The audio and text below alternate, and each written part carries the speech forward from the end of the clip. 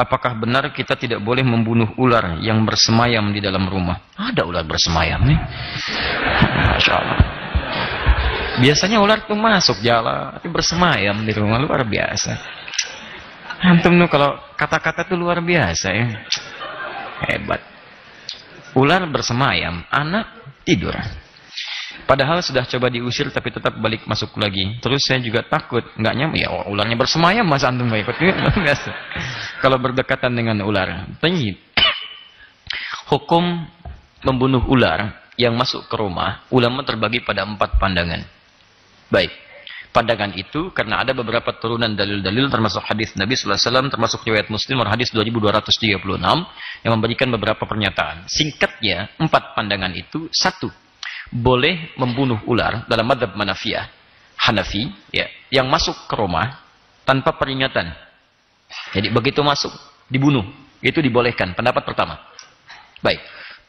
Yang kedua, boleh membunuh ular yang masuk ke rumah tapi dengan catatan diberikan dulu peringatan. Bahasa riwayatnya salasan, 3 kali. Diberikan peringatan 3 kali itu menunjuk pada banyak. Ya, tidak harus kemudian bisa dilangsungkan dengan 3 kali sapuan, tidak. Tapi dengan peringatan-peringatan yang umumnya bisa dipahami mengusir ular. Ya.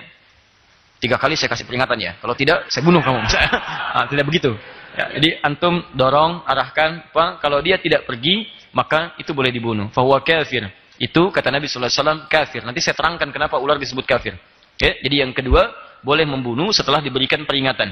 Ya, 3 kali dalam konteks ini peringatan untuk diusir keluar. Kalau dia dengan usaha kita diusir balik lagi, usir balik lagi, maka itu boleh dibunuh. Itu pendapat yang kedua. Yang ketiga, boleh dibunuh.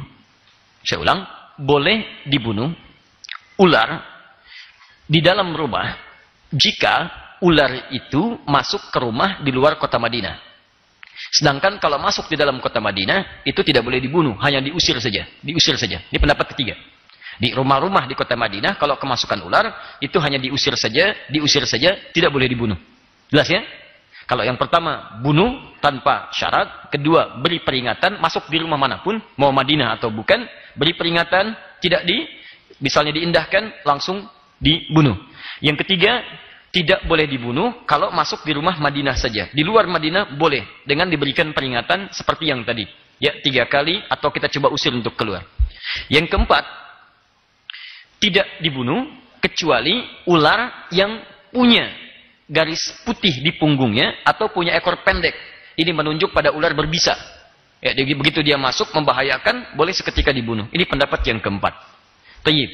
Dari pendapat-pendapat ini itu mengerucut pada beberapa hadis, utamanya hadis tentang pernyataan jin yang berjanji kepada Nabi tidak akan menampakkan diri di rumah orang beriman. Ya, jadi sebetulnya jin-jin muslim yang baik itu nggak akan ada penampakan. Ya, jadi kalau antum sedang melihat penampakan-penampakan itu bukan jin muslim, karena jin muslim sudah berjanji pada Nabi SAW tidak menampakkan diri. Jelas ya? Dalam bentuk jin. Jadi kalau jinnya tidak menampakkan diri, maka mohon maaf, antum tidak ada kerjaan mencari-cari penampakan jin.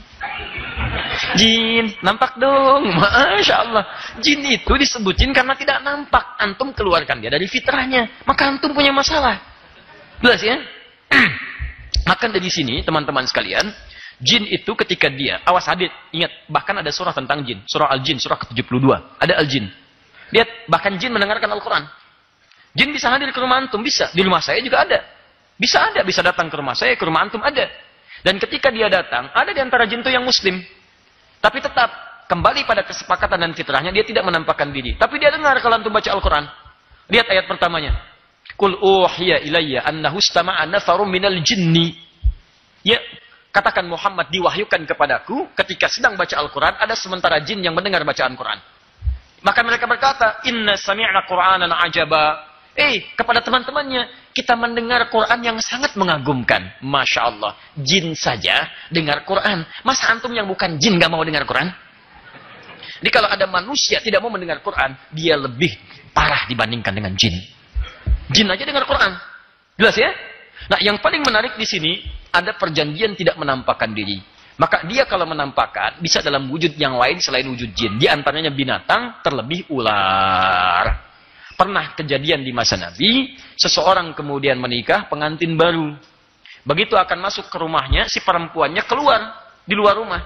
Nah, dulu, adat masyarakat dulu, kalau ada perempuan di luar rumah, maka ini menunjukkan perempuan itu punya perilaku yang tidak baik.